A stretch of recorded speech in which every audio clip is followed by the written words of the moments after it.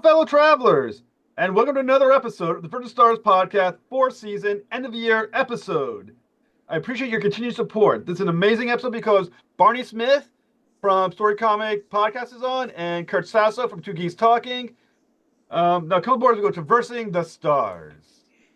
All right, welcome to StoryComic Presents, where we interview amazing storytellers and artists. This is episode blah, blah, blah. I'm your host, Barney Smith of StoryComic.com, and we're honored to have with us the internationally acclaimed podcasters, Kurt Sasso and Jeff Haas. It's amazing how you can actually say international because, I'm the only Canadian out of this group. Go figure. You give us our that foreign flair. Exotic flavoring to this overall. So I guess so now I guess I have to go full Canadian with Metro. Hey there, bud. Hey there, this is Kurt Sasso here from Two Geeks Talking, the entertainment industry interview show where we talk about all things Canadian Day, where we talk about all things from comics, TV, film, music, and video game interviews. And I'm your host, Kurt Sasso. We are, of course, joined by the ever-talented Jeff Haas and Barney Smith for this wonderful roundtable discussion to end the year of a pretty amazing 2024. Milestones, hot takes, Barney galore, and everything like that.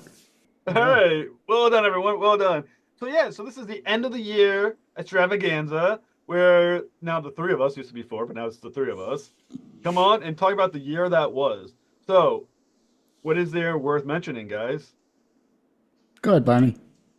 Well, I got to point out that I'm enjoying my evening tea in my Gen X inspired Pride mug. So it's He-Man and She-Ra holding a Pride flag. So I'm drinking some nice. It's an evening blend. It's an organic tea. I would say so. This past year, as you know, I am one full year into owning a radio station, and it has been a lot of work. But you always hear that adage. But if you love what you do, it's not work. It definitely feels like that. I'm learning something new every day. I'm learning the business of radio, which is like way different than it's way different than I expected it was going to be. The idea of not launching any product until you already have sponsors in line. So it's like, that's something that we're here, I started the podcast almost 5 years ago, and it was based off of a passion and a hobby. And I'm happy to see how I've been able to tweak my podcast by looking at what it takes to, run a terrestrial radio station. I'm not making any money on my podcast yet, but I never thought I was going to in the first place anyway. But it was, it's weird. It's the direction of my podcast is going in a place where, I'm being a lot more specific on who I have for guests based off of previous experience. For those that, when I make a podcast, when I've had a guest come on and they want to come on again, I would say I give them a quota by how many views and downloads that their previous show has to get before they come back on. And it's one of those qualities where I make the guests share the onus of the visibility of them. So, but yeah, other than that, things are going pretty darn good. Yeah. And we'll touch on this, I'm sure, during our thing. For me, and this is all because of Jeff here, the whole competitiveness of the North here. Basically, Jeff gets to 1,000 subscribers. I'm like, screw that. I can't be second. I can't be the only one without 1,000 subscribers. So I had 980 some odd people for forever, for months and months and months. And all of a sudden, you hop onto a new social media platform that's actually inclusive and creative and, a better platform than a dumpster fire. And it's one of those things where it's like, hey, look, I got 20 people away from 1,000. congrats to Jeff, by the way, but I need to be at that point now. And so thanks to that amazing social media platform, we're finally at 1,006 as of this particular interview. So overall, I mean, 63 interviews this year. And out of those 63, there was at least, I think, 8 to 10 paid clients. So that's really helped. And it shows that there is a business for this and a service that I can provide. And I'm looking at more avenues for this as well in terms of other things I want to provide. I don't have any definitive plans as of yet, so I'm still working on that. But I was doing a couple of movies as well this year. So a lot of my previously subscribed interviews or whatever had to be rescheduled.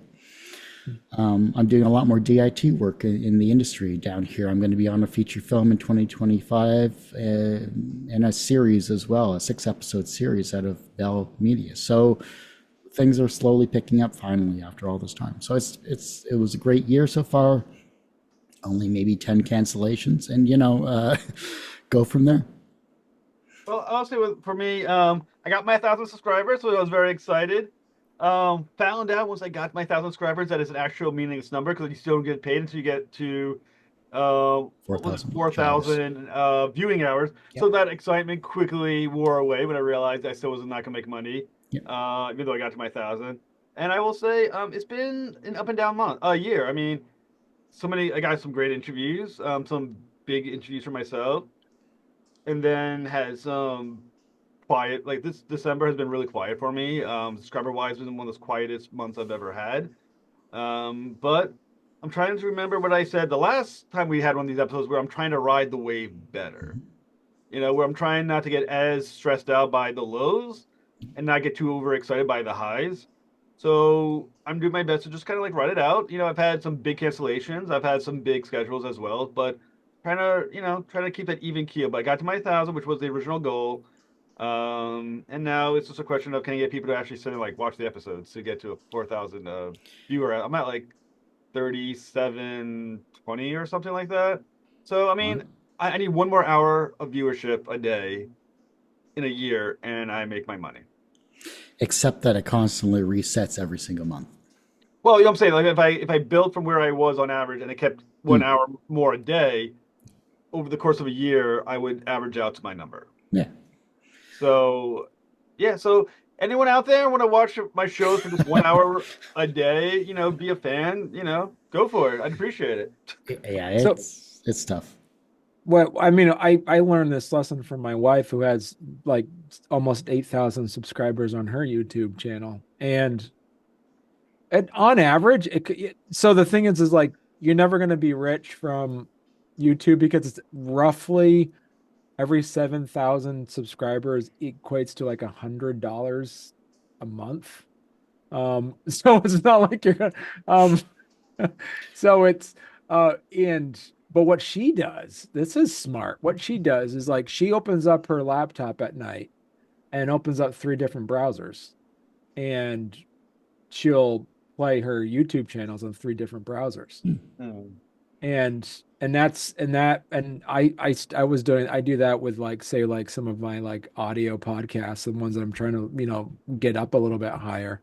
And that also, that's another piece too, is because all of that is all algorithms, and all of that it really depends on that. But one thing that was, I just actually had, it's one of those things where you say you want to use your own advice. And like one of them was, I just met this lady that was on my podcast. She, an author, she wanted to get some advice on how to do podcasting. And it's one of those things, she's like, I really want to get my numbers up, this and that. And it's like, and YouTube taught me this too, is like you utilize YouTube as a tool, not as a source of income. Utilize that. So a lot of the times what you would end up doing is utilizing that as a tool to create your brand awareness, and also to create your brand awareness, and also utilize that as a tool to promote either like your Patreon page or your consultancy work that you do, or your this or that. And that's where you end up making a lot more of your income. Well, I mean, if your wife wants to let me borrow about 5,000 or so subscribers, that's fine with me. I'll take it. And just have them shift over, open up the 150 plus tabs that I have on my other browser, and we'll go from there too. But it also comes down to like the algorithms are changing now even more because Instagram has stopped using hashtags, so that's no longer a viable option. YouTube is kind of going down that road as well too, from what I've been reading up on. Things are changing, so the fact that things are changing from now short clips are the way to go. Things are increasing to 1 to 3 minutes, although the viewership still doesn't matter in that respect. But you get different social media platforms are doing different things, and you can only do so much with your time. I had a conversation with another person, and I think I'll be on their podcast in 2025. The first call was a business call. That was a fun half hour. And so it got down to what he was fishing for was, well, how do you approach guests? How do you have your list? What do you have on your list? Are you getting phone numbers from people? Are you using referrals? Are you getting, he was asking valid questions. It was just came down to, what do I want to do in 2025, and how do I want to approach the people that I've already signed up as past guests? How do I want to approach them, and then who do I want to go after in 2025 as well? And it's, whoever we get is our interview, but are they relevant? Are they interesting to the people that want to watch them? And it's difficult if you're looking at the views, if you're looking at under 100 views or whatever an episode, like I have been for a decade plus, you don't worry about that stuff. Does the interview still give value is kind of really my only like flatline benchmark. Well, I think the thing is about views and looking for someone for views. I will say this are my experiences from having my show. I mean, I've had the big shows and small shows, some huge views and some shows that are not going to do any views. And I will say, I still have noticed that I can often never tell. I've had, in a drought that I've been having the last month, right? The month drought I've had, what my bigger viewerships was this composer who contacted me. It was like, hey, can I be on your show? And I was like, yeah, sure. She asked, and I was like, all right, what the hell? But she not retweeted, but she reposted my stuff. Gave it a couple of good shout outs, and she was like, hey, keep in mind, this episode's live, and it's getting the views. While at the same time, I've had some people who I was guaranteed when I looked at it, I was like, this is going to be a big episode. And it did nothing. And, the person never really retweeted it, never really paid attention to it. And I'm like, you really don't ever know. So I'm trying to get my brain into the place where just, does the episode interest you? If it does, do it. If it doesn't, don't. Because even the most interesting episode may get you no views, but you might have had the hell of a time with that person. Or one of the episodes that you did only because you would get the views from it, you realize you didn't. And I'm trying to get to the place where I'm just taking the people who I want to talk to. Now, I am saying no to more people than ever before. I'll be like, you know what, or just ignore them. Be like, nah, I don't want to do that interview. But at the same time, I'm trying to say the value is, did I enjoy my time? I'm trying to say get there mentally.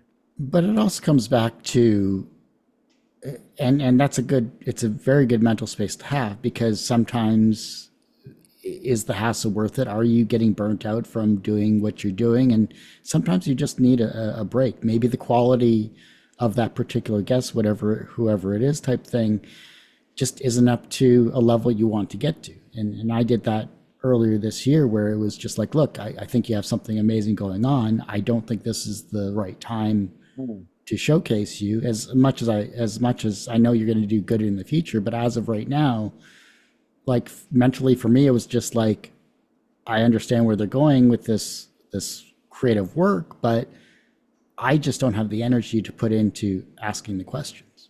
And it's not because, well, maybe I was burnt out or whatever, but I just could see the interview being very dry, only because, like, if it's not going to excite me, who is it going to excite? Well, I will say I have basically written off graphic novels. I don't have the time or the energy to read a 140, 150 page book in, a couple of weeks. That's only going to net 20 views for me. And most graphic novels don't net big views because they're not what people, when people buy the graphic novels, they don't usually listen to them. And I will say, I don't have that kind of energy anymore. I mean, and I basically would just say, I'm not doing graphic novels. It's just not worth it. I mean, I'm not going to read 20 pages of graphic novel and then try to bullshit my way over across 100, the other 100 pages. It's not worth it. I do I wish I could do that.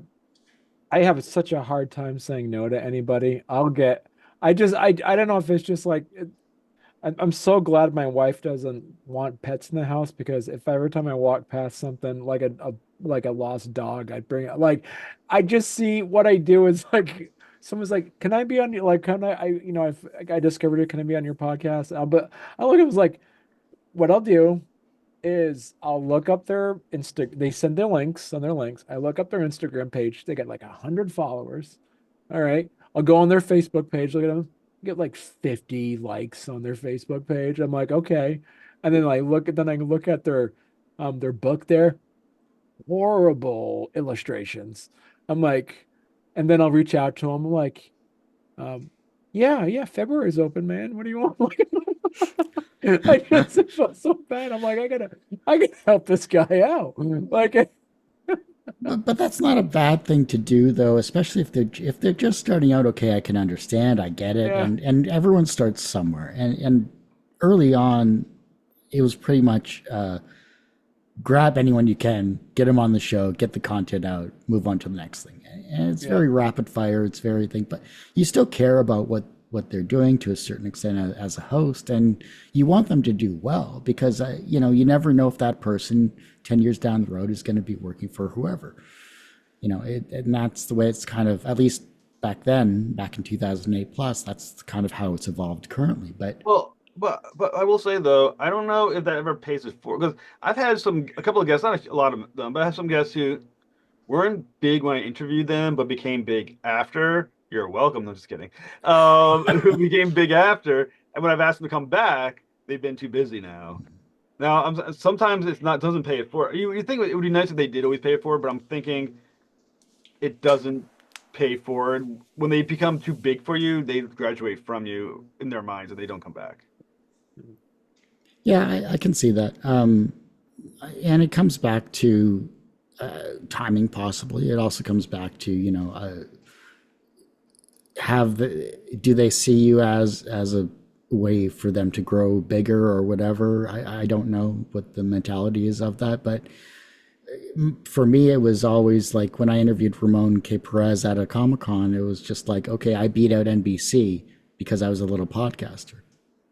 It does happen. Sometimes they still remember you, and maybe you've inspired them somehow or whatever, or maybe you asked an interesting question they weren't asked. But yeah, it sucks when they don't come back. I mean, if you wait long enough, they're either going to still be around or they're going to be passed on. So, but go ahead. And one of the things that I did, Jeff, that I'm gonna do for 2025 is I'm gonna do when you had me go on my tour for my Dadder Jokes book.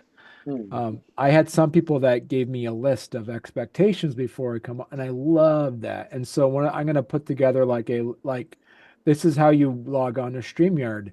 This is what the expectation, and this is the phrase I'm going to say to let you know that the interview is wrapping up. And then also the expectation to subscribe to my YouTube channel, the expectation to, it's like, so there's certain things that I'll probably do, like I said, in advance. I love the ideas. Like, it gives you that sense of that level of professionalism at the same time. Like, here's my sheet once you're ready, if you're going to join. But I would say the only thing I'm now more picky, because I want to acknowledge people, the professionalism, what it means to be a podcaster, is when people send me a message like, hey, my Kickstarter's live, can I come on your show? And I'm like, I'm booked out, man. I'm booked out 2 months. So no. and that's the other thing is I did a post like early December saying, hey, 2025 is coming around the corner. Now's a perfect time to schedule for an interview on a podcast. Now's a good time to do it. Like, hey, because I get the same thing, and I'm sure you do as well, Jeff. And it's just like, I'm sorry, here's my schedule. Here's your options, and whatever is open, then great. Which is also why I do the whole paid services side of things. Well, I'll say, I mean, I keep pretty open. I mean, I'm doing like 2 to 3 interviews a week. So, I mean, I'll fit someone in if I can fit them in, if someone, of note, obviously. And because, I mean, there's a lot of people who are introducing themselves to me. I'm not going to say no to. I know I'm too busy for you. I'll find a way to fit them in. Yeah. Like I said, like I mentioned, like I had some composers from some big movies. Like, hey, can they be on your show? I'm just like, I'll find a time for you, man. I'll find time. But yeah, at the same time, it's maybe also why I've recently had some stress issues. So who knows? I mean, could there be a cause there? You never know. The other thing I added recently on my my sign up form is three questions, and I can't think of them what they are right now unless I'd bring them up. But it comes down to, while you're a guest on the show, and I learned this from Isolde Trachtenberg on her show, the Creative Solutions Podcast, which is referenced in the Podcasting for Dummies and a few other books as well too. She basically said, we're having a conversation, between two people. The focus isn't just about what you're trying to sell as a guest. The focus is about you as a person. So have those expectations coming on the show. We're going to talk about you, your creativity, etc. You're going to lead the conversation, but in no way, shape, or form is this about just a singular product. I want to know about you as a person. And if you set those goals and those expectations, like what you were talking about, Barney, and with your data jokes thing, it's the same thing as a podcast host. Everyone's trying to sell something. I get that, but have a conversation between people. Don't make it about an end goal or an end product. And if they do want to sell something, then hopefully some money is exchanging hands. Well, let's think about it this way. We've all had a full year. What are our highlights of the year of moments when we felt we either really nailed it or really or unhighlights maybe? Well, I got a new camera thinking this was going to be like I got a new webcam. I got it set up. And for the first interview I did after the fact, I was like, why is the sound quality so bad? Because once I plugged in the new webcam, the mic defaulted to the webcam mic. Yeah. And it was wicked tinny. And I'm like, man, I can't hear a word I'm saying. And so I know a little bit about like audio, just audio editing a bit to make it sound a little bit better, but so I ended up having to like fix the default settings on that. And I would say, which is really weird, is like this past year, I don't know what interview I did. I think it was because I interviewed a guy that was the basically like the premier Vermont folklorist of like, he just collects ghost stories the whole time. Like that's what he does. And then from there, I don't know how I got on some sort of like listserv of somewhere of like other agents to go on to like new age, like spiritualism, like authors. So I got hit with all these like authors about wanting to talk about, all that, all those like alternative energy, like all this stuff. And I'm like, can I come on your podcast? I'm like, it's called StoryComic Presents, but yeah, sure. What's that? Whatever floats your boat, man. And like, so I've had these like so because I know both of you subscribe to my YouTube channel, so thank you. I'm past 500, so I'm very excited about that. I've just had and I've had so much fun conversations. And I think what it comes down to is just like creating the genuine sense of curiosity for what your guests have to talk about.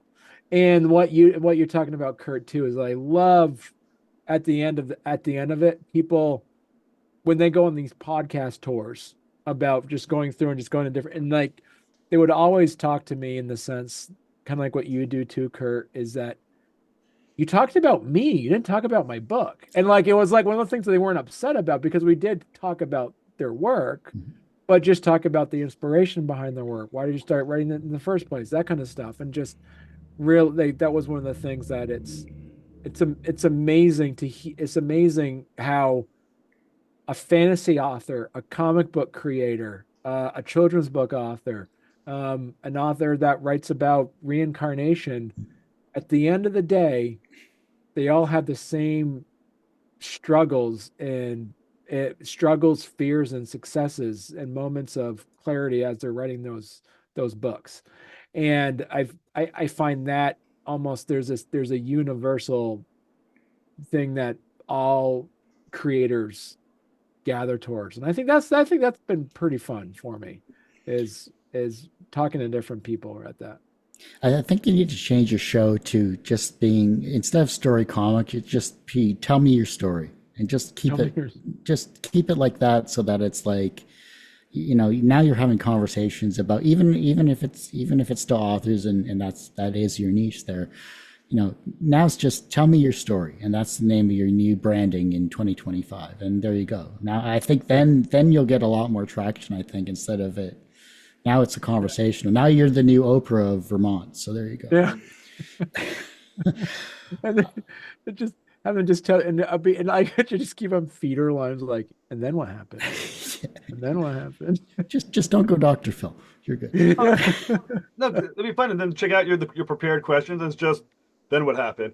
Question number 2. Then what happened? Question number 3. Then what happened? You're like, you're just at home thinking, what do I ask next? You're like, oh, wait a sec, I got that. What next happened? And how did it make you feel? Oh, that's a good one. How did it make you feel? Too. Just pull all the Freud questions you possibly can, and away you go. You're good that way.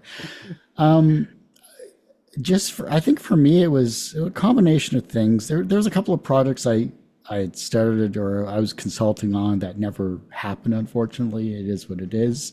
Working on a couple of series this year was rather interesting from a show perspective.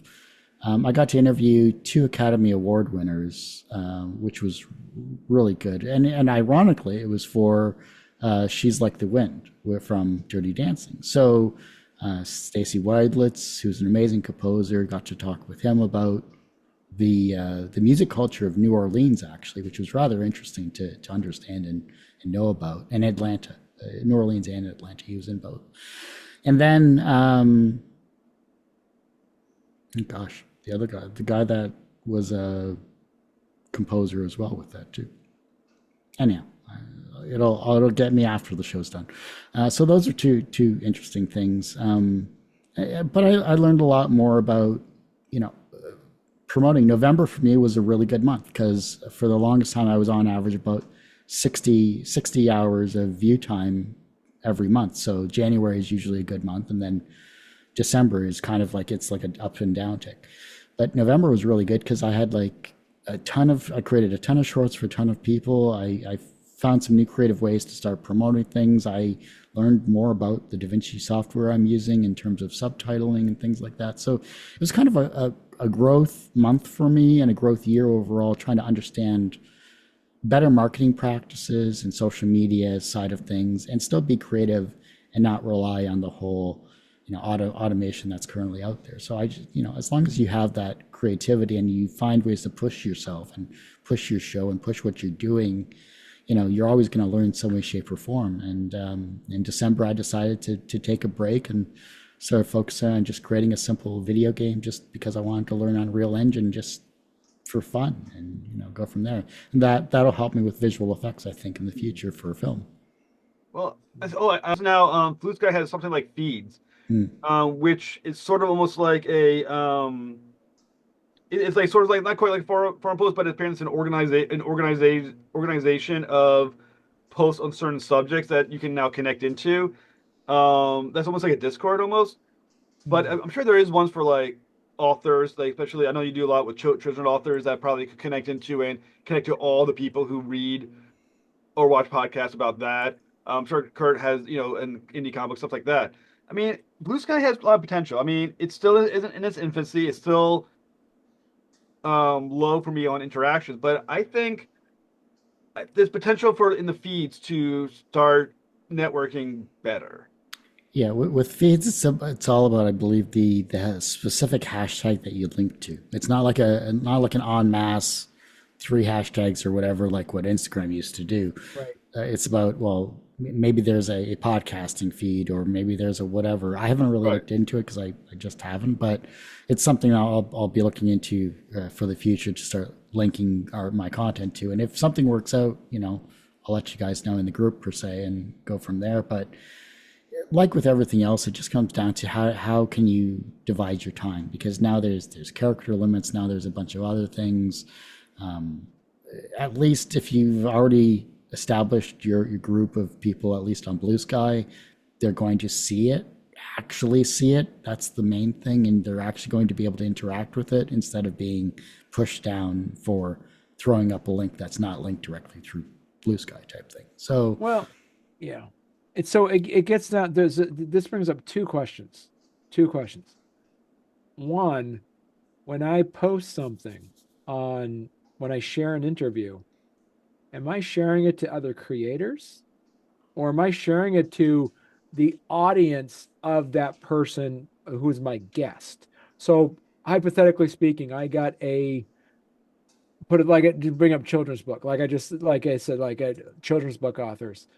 I post it on the interview site of like those groups that are like other children's book authors. So am I posting that because other children's book authors read children's books? Or should I be posting it on, say, a librarian Facebook group of other librarians, of people that are actually going to be the end result of who that author should be? And then the other question that I need to ask myself is, why isn't the guest on my show doing this?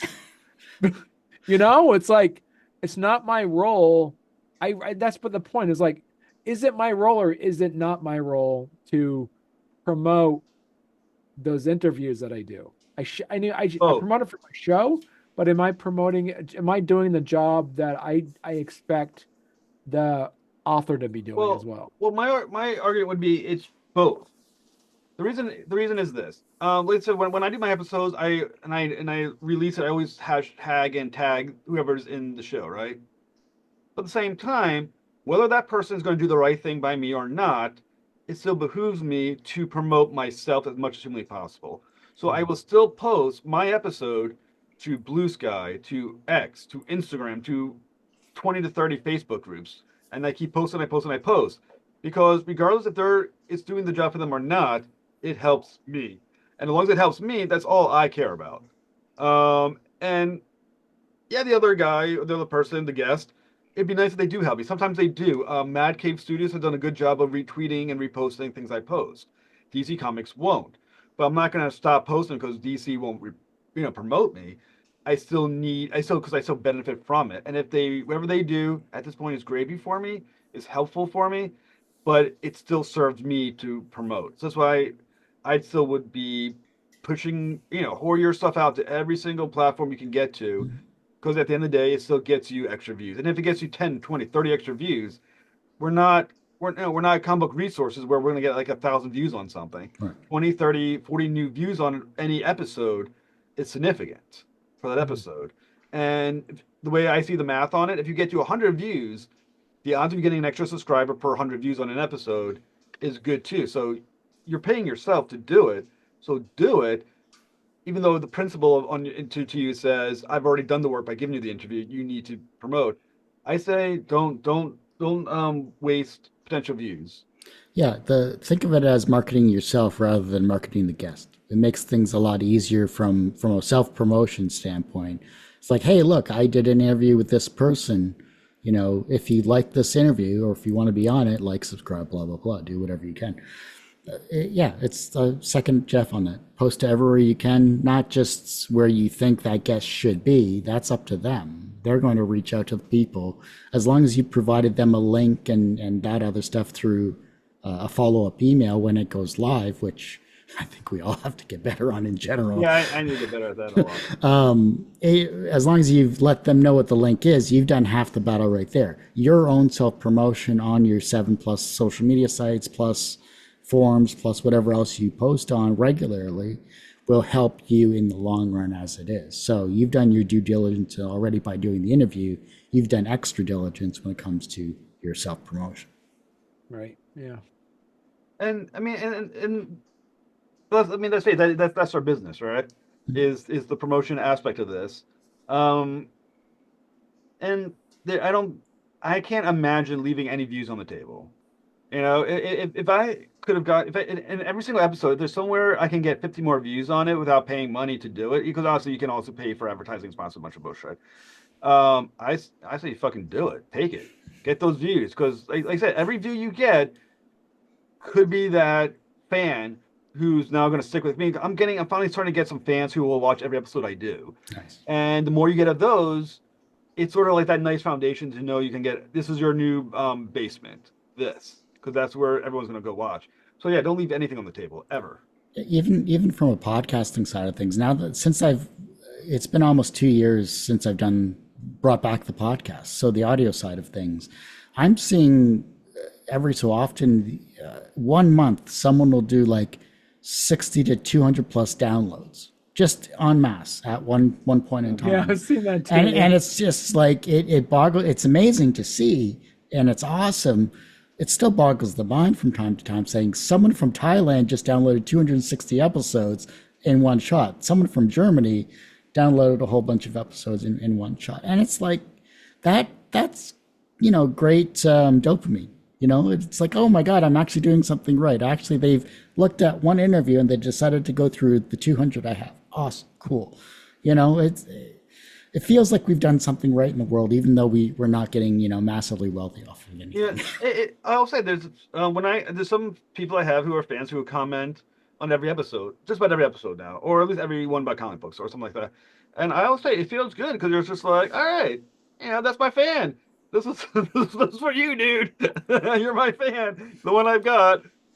It's like Jack Nicholson and Batman. You're my number one guy. Right. Apparently, I'm speaking it for you now, but it's like whatever. So I did want to do this. We're heading to about an hour, but I do want to talk about this because I feel like we should be now kind of entering the the popular culture now. We gotta get that popular culture view. So I wanted to talk about it because I'm excited. The Superman trailer. That's a hell of a way to end the year. Was the Superman trailer? I like it. I was happy with it. I think the only problem is if you're looking for perfection, you're going to be disappointed on just about anything nowadays. But I think if you can go into it thinking this looks fun, I think it does. I think this is going to be a good time. What do you guys think? I mean, like for me, they really haven't hit any of the DC films out of the park in general. There's been some good trilogies like the Christopher Nolan Batman trilogy and the 2 of the 3 Batman or 2 of the 5 original Batman films or whatever from the 80s and 90s. Superman wise, they had great Superman as well. It's just the stories either were weak or they just didn't have the right Lex Luthor or whatever the case may be. This case, I honestly don't know what storyline they're going with, but it looks like they're going for a brighter approach, and James Gunn, I'm sure, will do fine with it.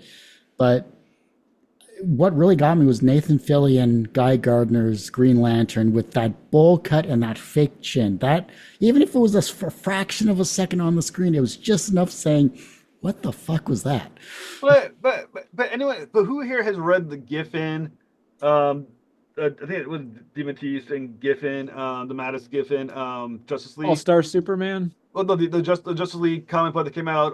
Late the 80s, Giffen early to 90s. That was the best run of Justice League. But that's what Guy Gardner looks like. He looks, I mean, as stupid as he looked on screen, he looks that stupid in the comic book.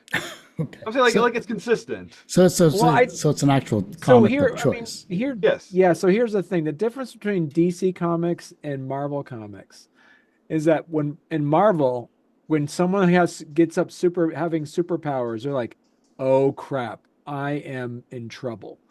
when somebody gets superpowers in DC Comics, you're like, I am a superhero. I am above everything, and I am looked upon as someone. So the different, like they, so there's, so that's the thing with like, and how do you take, and this is where it comes down to is like Superman himself is somebody who is, how do you create a weakness? And of course, you got kryptonite, sure. I mean, it's like he's also magic. He's again like a, but this person is nigh invulnerable.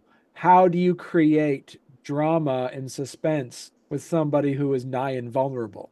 Well, And that's what I liked about what they did with what James Gunn did. The very first scene in that trailer is Superman defeated and bloody. Like he's bleeding. Superman is bleeding. So the very first thing that happened on that is you watch that and you're like, wait a minute, that's Superman. Like you get rooked into it, and all of a sudden James Gunn throws in a dog. Like, I'm in. Like I like Crypto. Yeah. I Nothing wrong love with no, that's what I'm Crypto. saying. It was like I have become such a freaking softie now that I have like 3 kids. Like I am like I mean I tear up at the weirdest things now. Like I shed a tear on watching Sonic the Hedgehog 2. I'm like, poor Sonic. Like I was like I feel that. So I love the trailer because I love, like you said, it reminds me a lot of the 90s. Well, it's, and I think James Gunn loves doing like troop, like team movies. Like he just loves doing team. He loves the dynamics between that, and he does a heck of a lot better than Joss Whedon did with his what he did too, because he's not pretentious when he has the people talk, like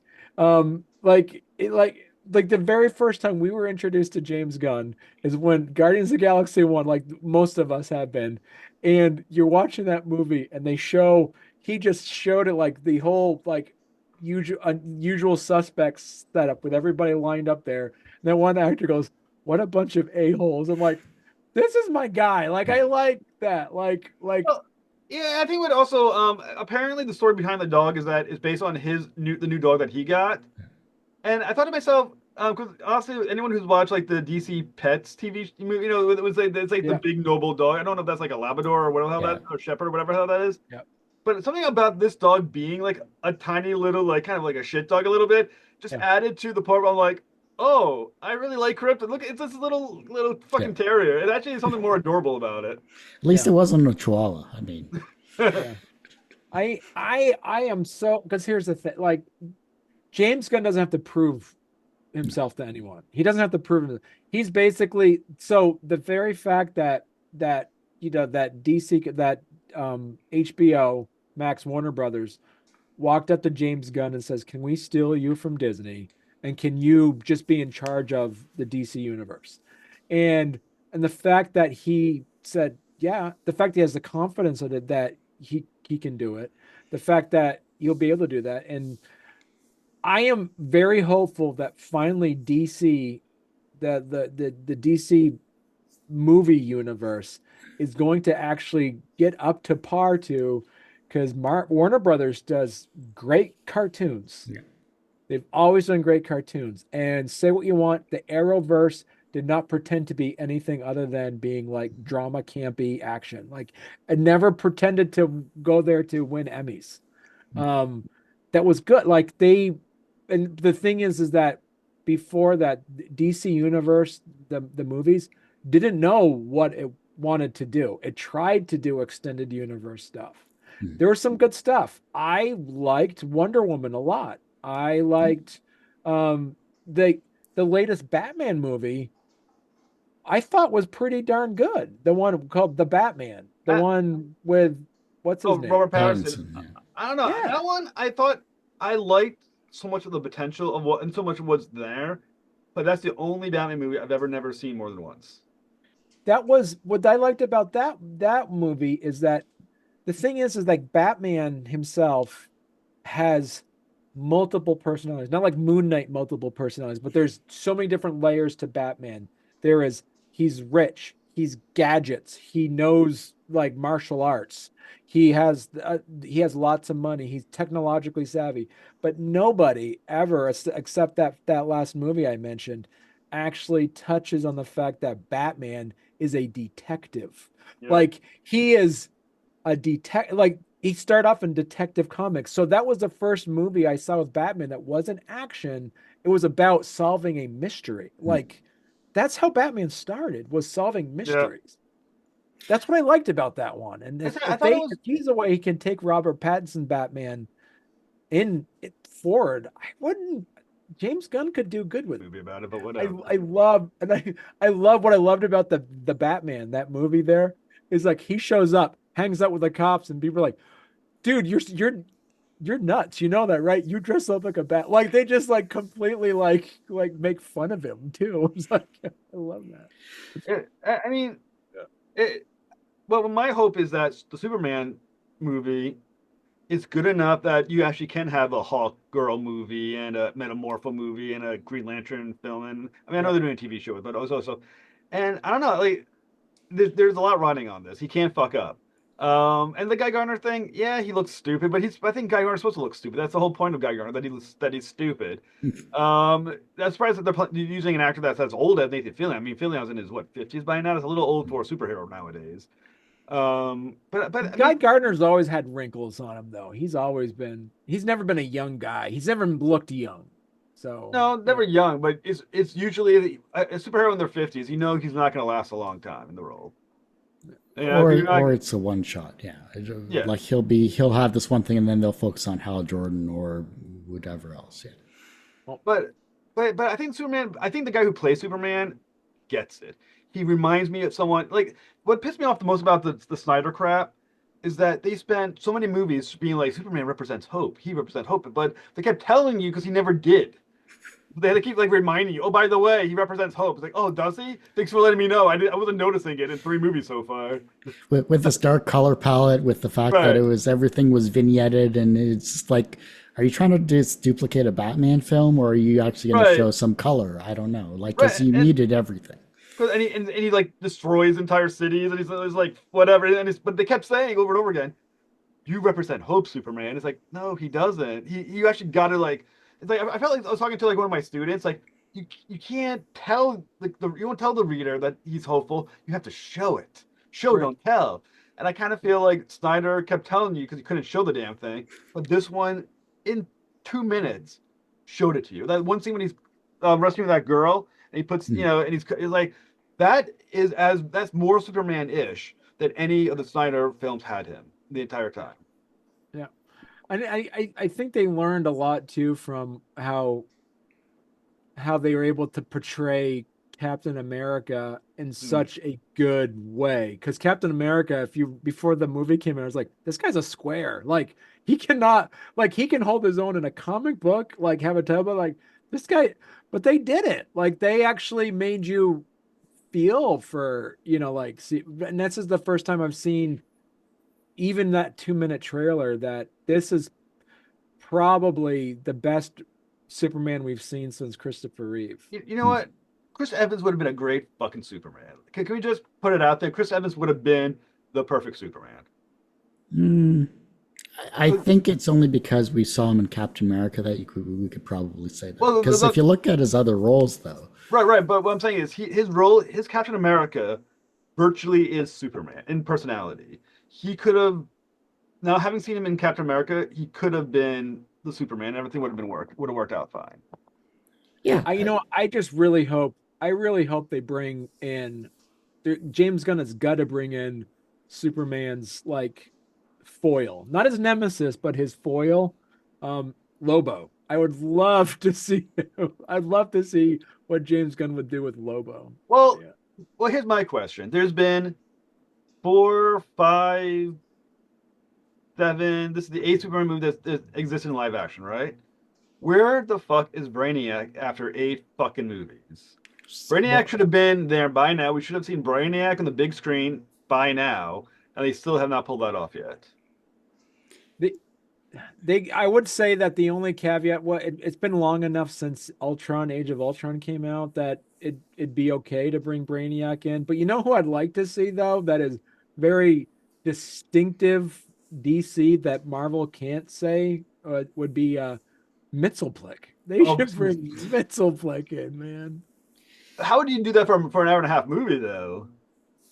Yeah, you would have to bring. They threw in a talking raccoon in the movie. They can do whatever. James Gunn can do whatever the hell he wants. If they're going to do that though, they're gonna have to bring in Supergirl. That's the only way you could balance it out. Well, Supergirl is the next movie.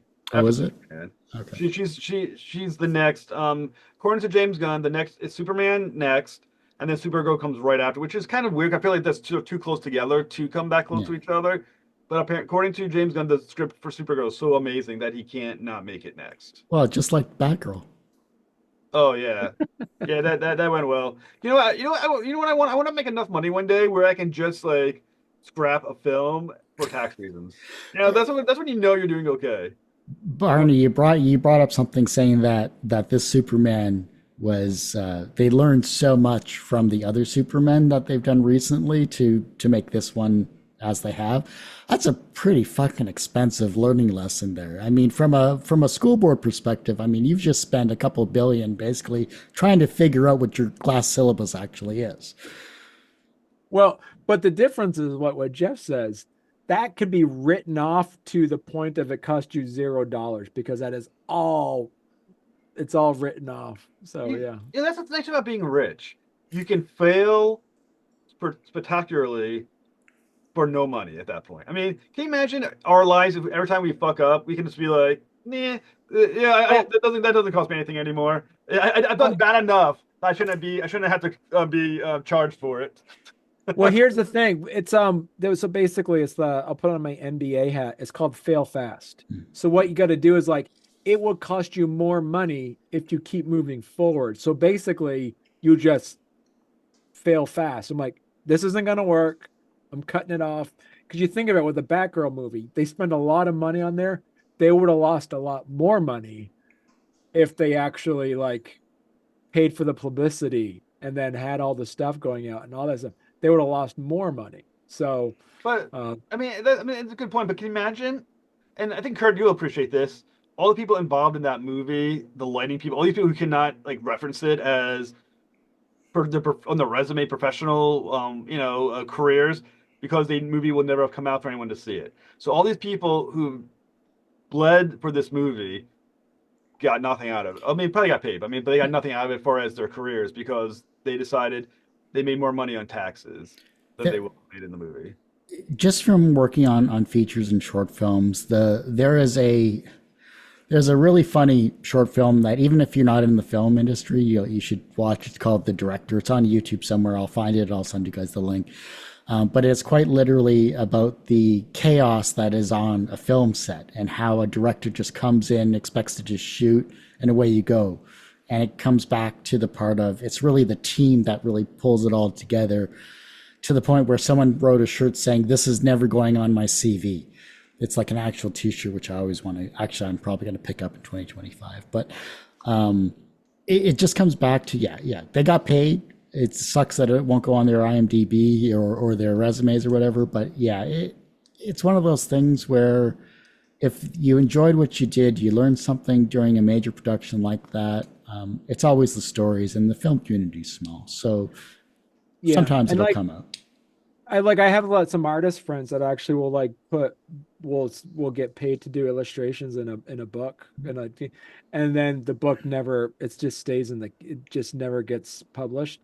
And their response is kind of like, though, Jeff is like, I got paid. Like it's like, I got paid. Like I'm not like, it'd be one thing if they had a contract that says they would get royalties to that or blah blah blah, but that the best boy in the gaffer is not getting any residuals off of Batgirl. They got paid. That's what they did. And and they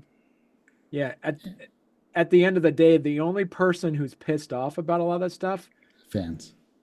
Well, the fans, but also maybe like the actor, maybe that one actor that was like going to be their big role, and they didn't get it, but they still got paid. Everybody still got paid. So, yeah. Yeah, I mean, it's nice, but at the same time, I don't know. I think if you do the work, you want people to see it. I can't, like Michael Keaton. I imagine wants people to see him as Batman again. You assume he's not just like, yeah, whatever. I did the role. You got to think he wants to. How about the person who played Batgirl? You know damn well the actress played Batgirl, called her parents and said, "I'm gonna be a superstar. I'm Batgirl," and now she's not only is she not Batgirl, but the feeling is she's so bad apparently that the movie can't even be released. So her career is like shot to shit now. Well, I it's think better than it would be if it came out, though.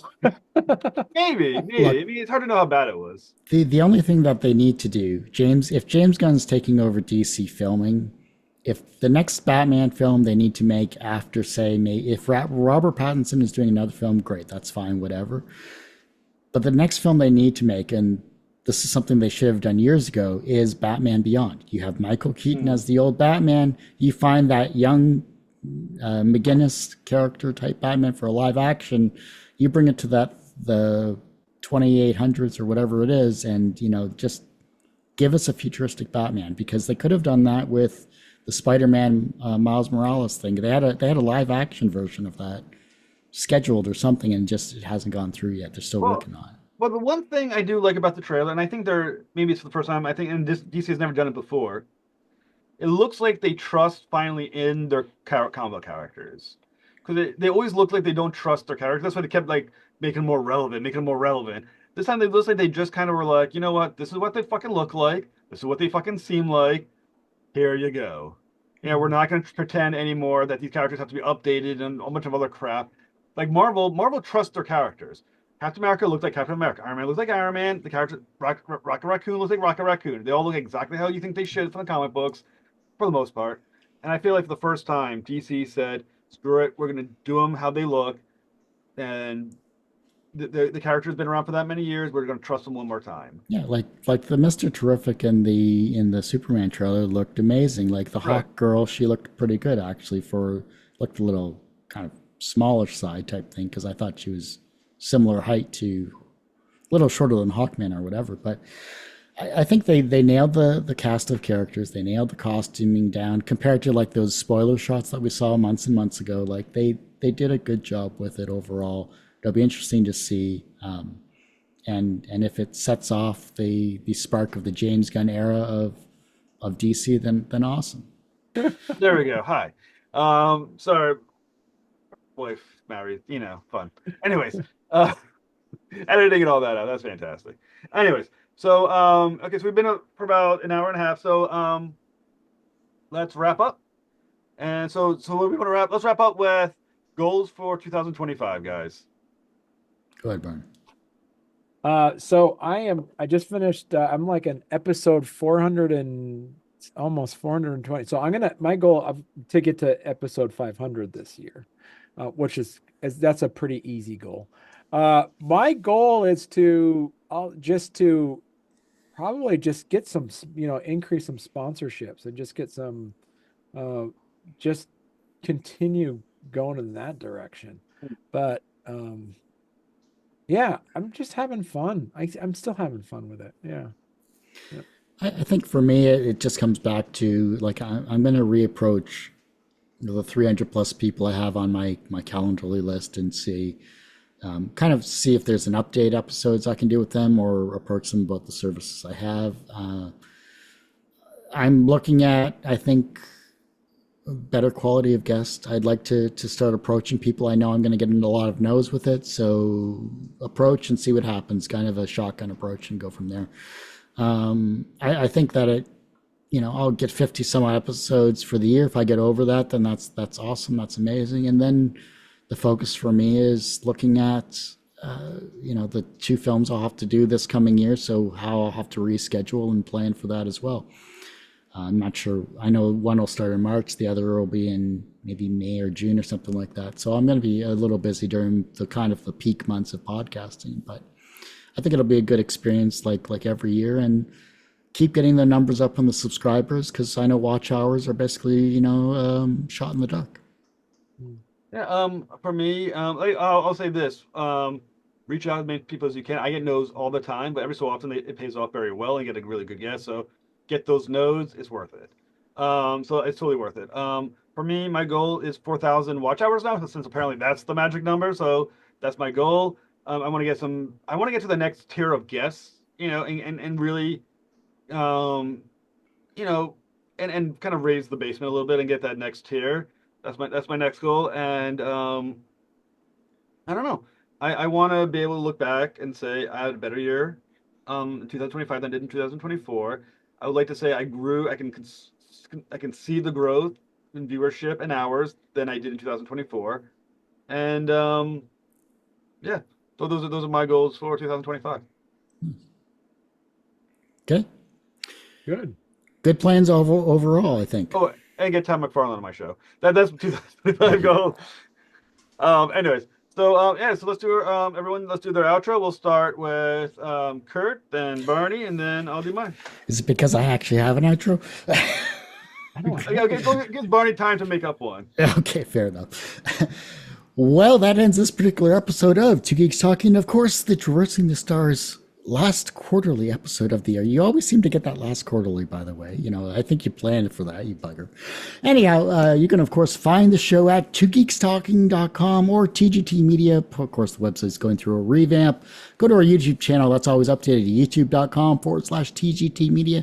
The podcast you can find at Two Geeks Talking. That's TWO.podbean.com, or just search Two Geeks Talking. And as I say every week, everyone has a story to tell. It's up to me to help bring that out. Thanks for listening and watching on Two Geeks Talking. All right, here's mine. I just found it again that I did last time we did this. Thank you for tuning in for another episode of StoryComic Presents, where we dive deep in the stories and voices that shape our community. We hope you enjoyed today's conversation and found it inspiring and enlightening as we did. Remember, you can always catch up on past episodes and stay updated with new ones by visiting our website at storycomic.com.